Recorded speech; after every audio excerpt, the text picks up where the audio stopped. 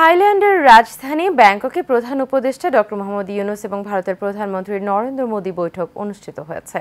বিমস্টেক শীর্ষ সম্মেলনের ফাঁকে আলোচনায় বসেন এই দুই নেতা। প্রধান উপদেষ্টার প্রেস সচিব শফিকুল আলম জানিয়েছেন, ডক্টর মোহাম্মদ ইউনূস এবং নরেন্দ্র মোদীর মধ্যে খুবই ফলপ্রসূ এবং গঠনমূলক একটি বৈঠক হয়েছে। বৈঠকে পারস্পরিক স্বার্থ সংশ্লিষ্ট সব ইস্যু নিয়ে আলোচনা হয়েছে। এছাড়াও বাংলাদেশের স্বার্থ সংশ্লিষ্ট ইস্যুগুলো নিয়েও আলোচনা হয়েছে। এর মধ্যে রয়েছে সীমান্তে হত্যা, তিস্তা চুক্তি ইত্যাদি।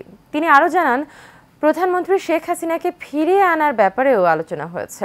ভারতে বসে তিনি বিভিন্ন উস্কানিমূলক বক্তব্য দিচ্ছেন, সে বিষয়ে কথা হয়েছে। গত ৫ আগস্টের ছাত্র জনতার অভ্যুত্থানের পর ঢাকা দিল্লির সম্পর্ক টানাপোড়েনের মধ্য দিয়ে যাচ্ছে।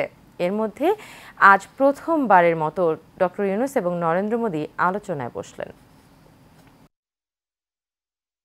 শেখ হাসিনার প্রত্যর্পণ বিষয়ে কথা হয়েছে। শেখ হাসিনা যে ওইখানে বসে অনেক ধরনের ইনসেন্ডিয়ারি কমেন্ট করছেন সেগুলোর বিষয়ে কথা হচ্ছে।